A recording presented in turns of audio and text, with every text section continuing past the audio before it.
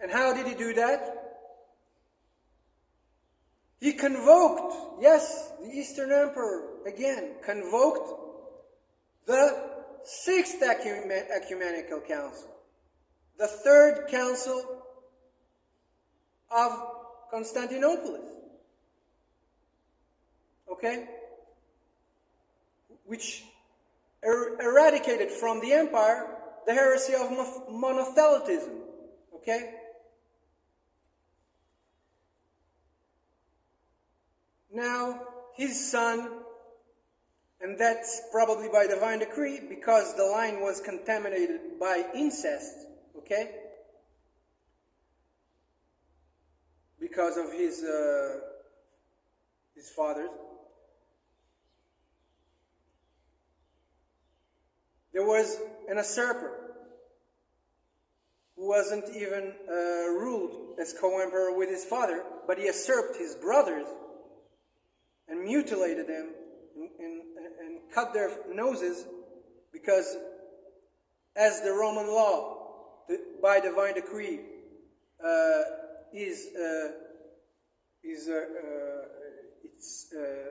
states that a mutilated emperor cannot reign as an emperor. That's the laws. That is a continuation of the Mosaic law also, which was given to the priests at the time. Okay? So, he was a very wicked man. He was called Justinianus, the slit nose, because he got punished and he was usurped later on, and his nose was cut, and then later on he usurped again and reigned with a golden prostate, how do you say that? A fake nose, which he made for himself. After his nose got slit, he was an illegitimate emperor, but nevertheless, in his time, the Council of Trullo was convoked, and it was a pious council, not ecumenical, but nevertheless a pious synod. Morality laws for women, for men, and so on. And so, that was the Heraclean dynasty, and eventually, that line was cut.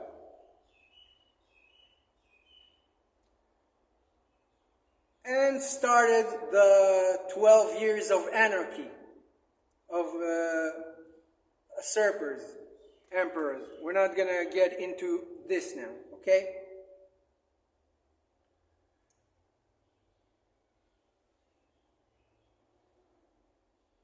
There were a number of emperors.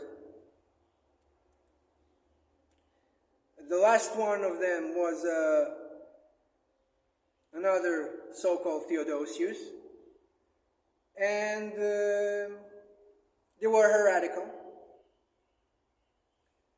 And then after that 12 years, came another Isaurian, a barbarian emperor called Leon the Isaurian. He founded the Isaurian dynasty. And that was the period of iconoclasts.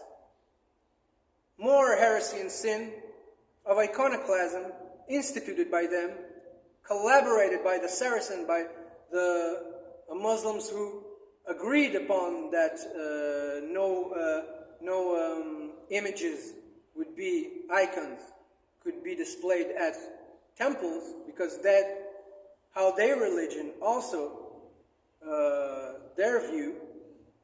So they collaborated commonly, collaborated with each other. And then in this dynasty, from a Khazar, Turkic mother in that dynasty later on, was born the emperor called Leon the Khazar, the Turkic emperor from the Turkic mother. He was nicknamed from her nation of the Khazar Khanate, okay?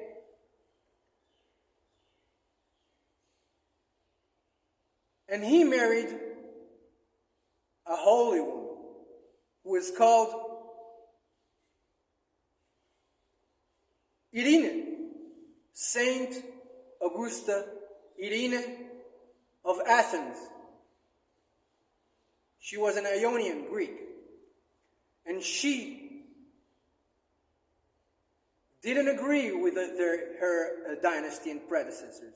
And she brought back with the Seventh Ecumenical Council, the Second Nicaea,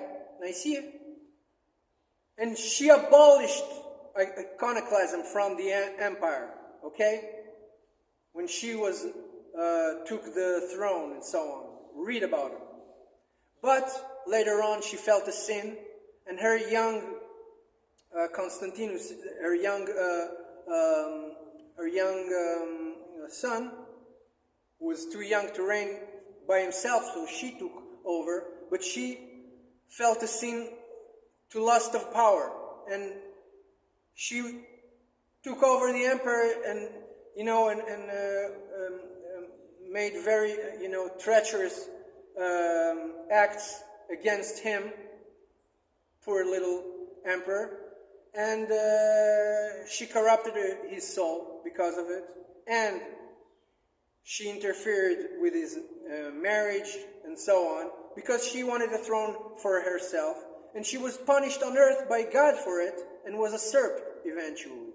But she repented, as the saints teach, in a monastery. She repented on everything, and she became a venerated saint, went straight to heaven, okay?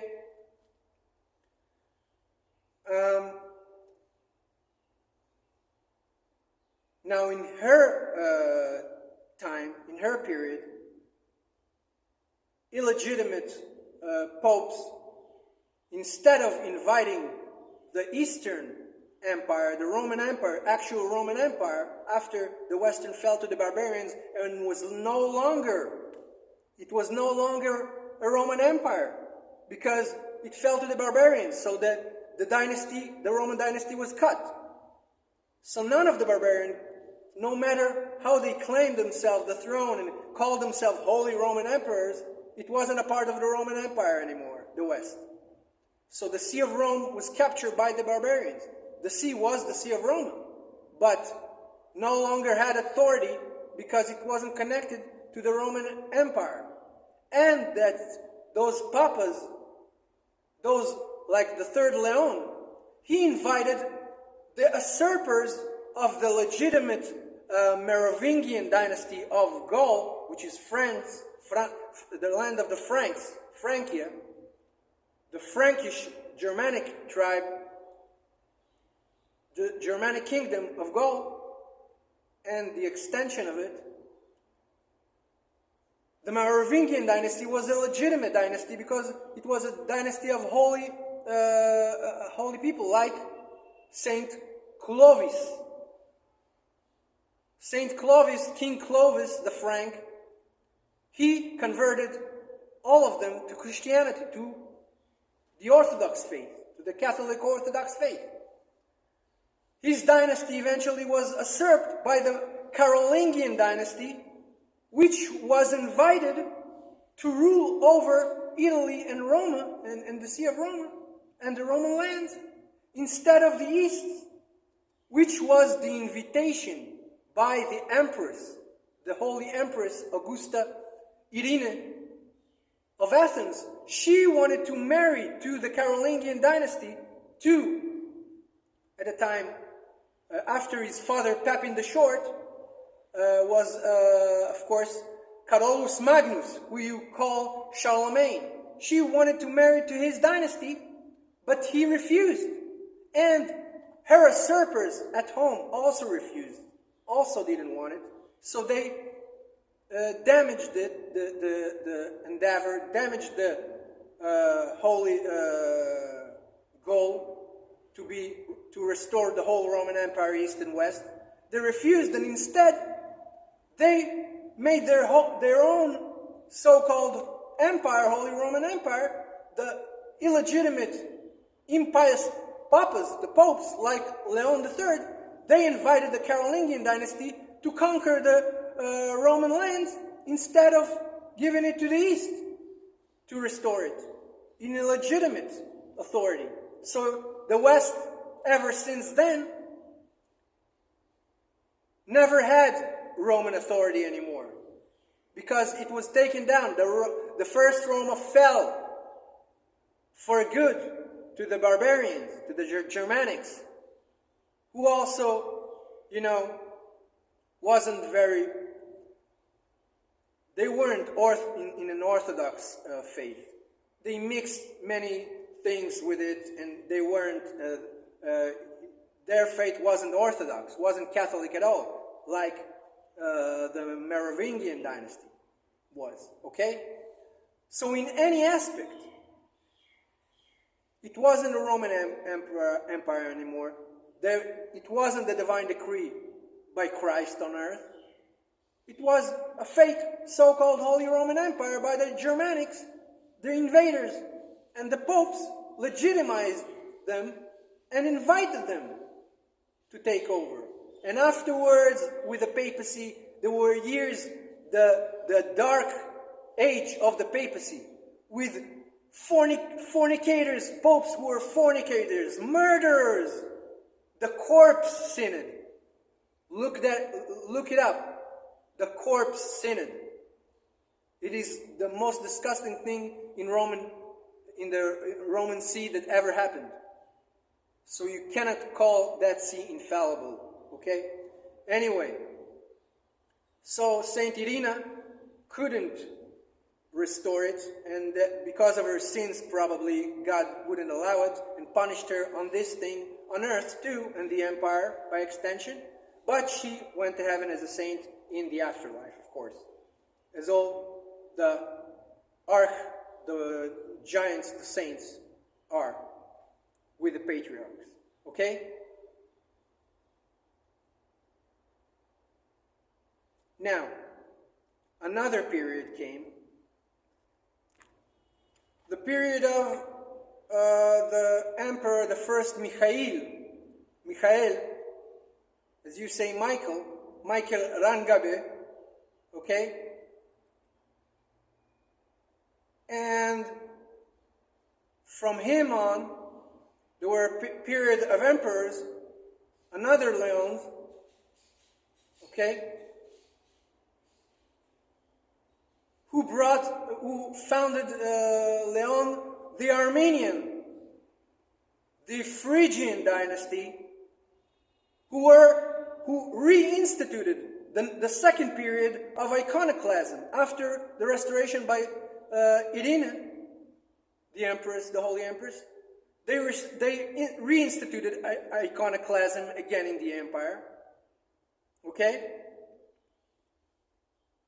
Then came in this period Theophilus, his mother, who was married to the Emperor Leon, his mother, Frusine, she brought him a bride to be married to she did a bride show, as there was the practice at the time, to do bride shows from selected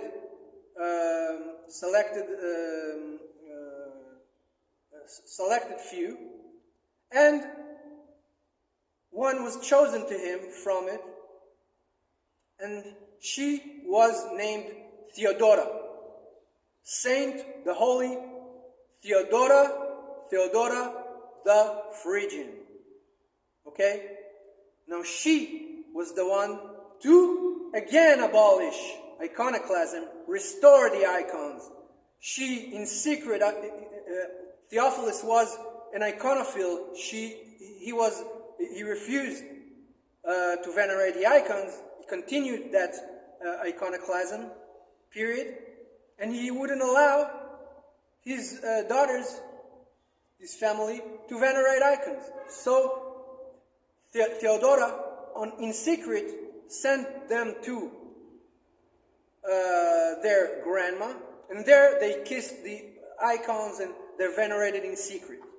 Eventually, Theodora, with the monks, with the help of the monks, the holy monks in that period, okay, she abolished again the iconoclasm and restored the icons to the empire and the Orthodox faith, and so on. She was a holy woman. Now, her son, Michael, the third Michael, he was an impious adulterer, a wicked man. He mocked his mother in public, like the holy emperor from the later on the Macedonian dynasty, Constantinus Porphyrogenitus, born in the purple. He was a writer, a holy writer, Christian writer, who wrote the histories and the ceremonies and the life of the founder of the Macedonian dynasty, the holy Basilius the Macedonian, his life and his miracles and everything, who restored the empire. Her son mocked her and so on, and he was punished, and he was taken, his throne was taken by the man he was his official, his right hand, who, of course, was, as we mentioned right now, Basilius the Macedonian, the founder of the Macedonian dynasty. So he restored the empire again from the sinful emperor, from his hands, and honored his mother, and so on, and read his life by one of his descendants, Constantinus Porphyrogenitus, the Augustus, the emperor. And in his dynasty, his holy descendants were the ones who first linked the Roman dynasty in Constantinople with the Rus, the Russian, rising Russian power, the Rus, Phoenician,